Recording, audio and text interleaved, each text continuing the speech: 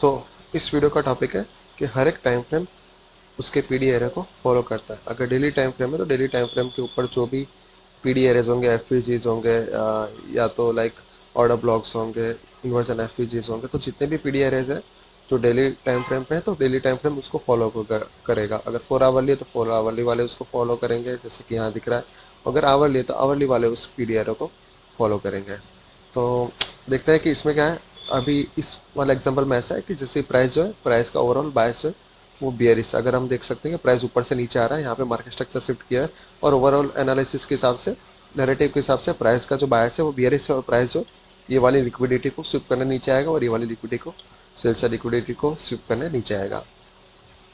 तो अगर प्राइस जो है इन लिक्विडिटी को टारगेट करने वाला है और यहाँ पे डेली एफपीजी बना हुआ है, तो प्राइस अगर इसके ऊपर क्लोजिंग दे देगा, ठीक है, इस एफपीजी के ऊपर अगर क्लोजिंग दे देगा तो ये एज अ इन्वर्जन एफपीजी की तरह एक्ट करेगा, ठीक है। और प्राइस इसका सपोर्ट लेके ऊपर जा सकता है, ठीक है। लेकिन प्राइस को जो है ये रिलेटिव इक्वल हाइस भी स्विप करना है। तो प्राइस ने क्या किया, ऊपर गया, रिलेटिव इक्वल हाइस स्विप किया और ये वाले जो एफपीजी है, डेली एफपीजी, उसके नीचे क्लोजिंग दे दे। इसका मतलब क्या है, प्राइस जो बेयरिश है और प्राइस नीचे इनको स्विप करने आ सकते हो। प्राइस के लिए कोई रेजिस्टेंस का, कोई सपोर्ट का काम यहाँ पे नहीं करेगा ये, और प्राइस ने अपनी बियरिशनेस यहाँ पे दिखा दी। प्राइस ने जो डेली एफपीजे का जो है डेली टाइम फ्रेम का जो एफपीजे है उसको रिस्पेक्ट किया। लेकिन अगर हम लोअर टाइम फ्रेम पे जाते हैं तो लोअर टाइम फ्रेम ने भी यही किया, ठीक है।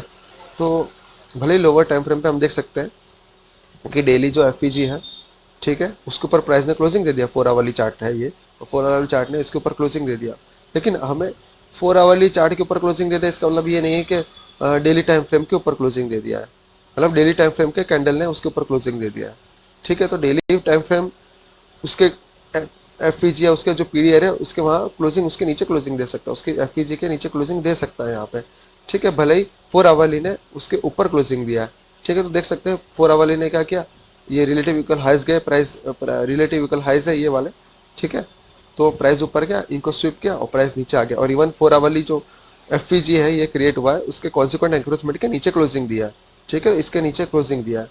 मीन्स 4 आवरली ने भी अपने पीडीआर को फॉलो किया है, ठीक है। भले ही हायर टाइम फ्रेम के 1 आवर के जो, सॉरी, डेली जो पीडीआर है उसके ऊपर क्लोजिंग दिया, उसको फॉलो नहीं कर पाया, ठीक है। लेकिन उसने अपने जो एफईजी है उसको फॉलो किया है, ठीक है।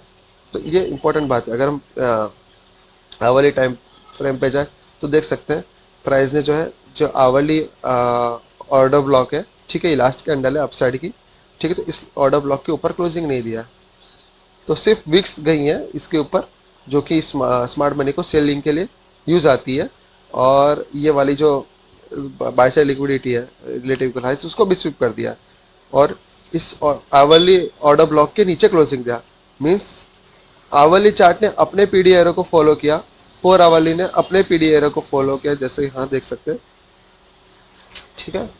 उसके 4 आवरली चार्ट के, 4 आवरली एफपीजी के कॉन्सिक्वेंट एंकरेजमेंट के नीचे क्लोजिंग दिया और आवरली चार्ट वाले ने अपने पीडीआर को फॉलो किया। यहाँ आवरली सॉरी डेली चार्ट वाले ने अपने पीडीआर को फॉलो किया और डेली टाइम फ्रेम के जो एफपीजी है उसके नीचे क्लोजिंग दिया है। ये जो ये क्लोजिंग है वो डेली कैंडल का क्लोजिंग है, ठीक है।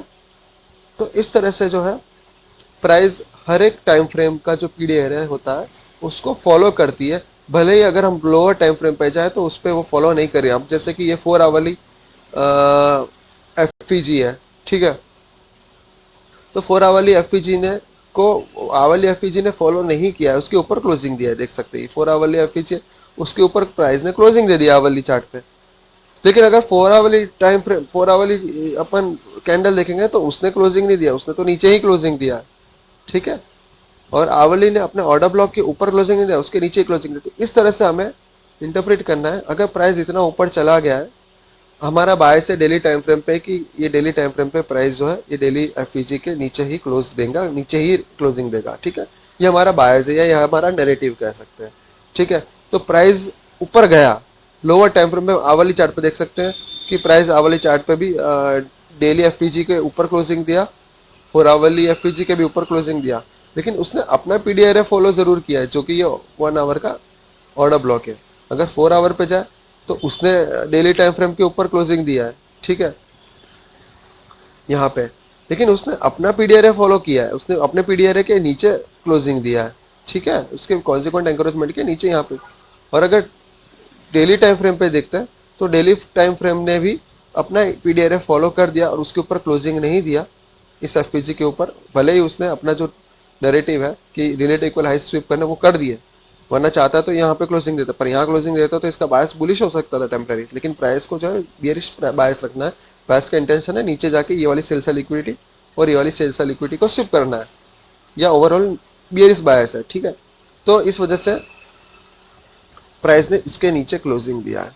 तो इस तरह से हमें नैरेटिव का यूज करना है, हर एक टाइम फ्रेम का जो पीडीआर है उसको इसी ध्यान में लेना है। अगर हम ये सोचे कि भाई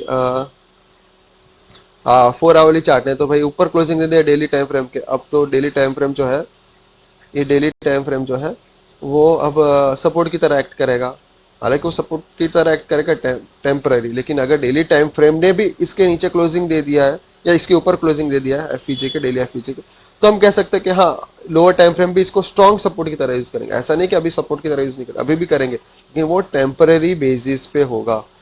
और तो क्या होगा कि अगर वही डेली टाइम फ्रेम का जो कैंडल है उसने अगर डेली एफपीजी के ऊपर क्लोजिंग दे दे तो हाँ फिर ये 4 आवरली आवरली उसको भी अच्छे से फॉलो कर सकते हैं। जरूरी नहीं कि फॉलो करेंगे ही, हो सकता है वो लोग नीचे जाए, इसके नीचे जाए, वापस ऊपर आ जाए, और अगला जो डेली टाइम फ्रेम का जो कैंडल है उसकी वीक नीचे जाएगी, लेकिन वो उसका ओपनिंग और क्लोजिंग ऊपर ही होगा डेली एफपीजी से। आप समझ रहे हो? तो इस तरह से मतलब ये इस तरह से प्राइस एक्शन फॉलो होता है। पर डेली अगर 4 आवरली चार्ट पे अगर अभी नया अभी तो जैसे कि देखा कि हमने 4 आवरली कैंडल है वहां पे क्लोजिंग हो गया, डेली कैंडल का यहाँ क्लोजिंग हो गया। अब 4 आवरली चार्ट ओपन होता है, मान लीजिए वो नीचे जाता है और यहाँ पे क्लोजिंग दे देता है, ठीक है, इस डेली एफयूजे के नीचे क्लोजिंग दे देता है, वापिस नया 4 आवरली चार्ट खुलेगा, वो भी यहाँ क्लोजिंग देगा। लेकिन इस तरह से जब डेली कैंडल जब क्लोज होगी तो वो इस एफपीजी के ऊपर क्लोजिंग दे सकती है, ठीक है, तब वो 4 आवरली चार्ट का जो कैंडल है, ठीक है, वो इसके ऊपर होगा, भले ही बाकी के कैंडल्स नीचे है, ठीक है। तो इस तरह से जो है प्राइस एक्शन होता है। तो जो डेली टाइम फ्रेम का जो पीडीआर है वो भी फॉलो हो जाएगा और 4 आवरली चार्ट का पीडीआर है वो भी फॉलो हो जाएगा, ठीक है। तो इस तरह से प्राइस ने यहाँ पे एक्शन दिखाती है। Thank you. और ये जो है हर एक टाइम फ्रेम पे ये फॉलो होता है। डेली टाइम फ्रेम ले लो, वीकली टाइम फ्रेम ले लो, इवन 1 मिनट के टाइम फ्रेम ले लो, तो वीकली टाइम से लेके 1 मिनट के टाइम फ्रेम तक इस तरह का प्राइस एक्शन फॉलो होता है। वो हर टाइम फ्रेम अपने पीडी एरे को जो है फॉलो करती है। Thank you.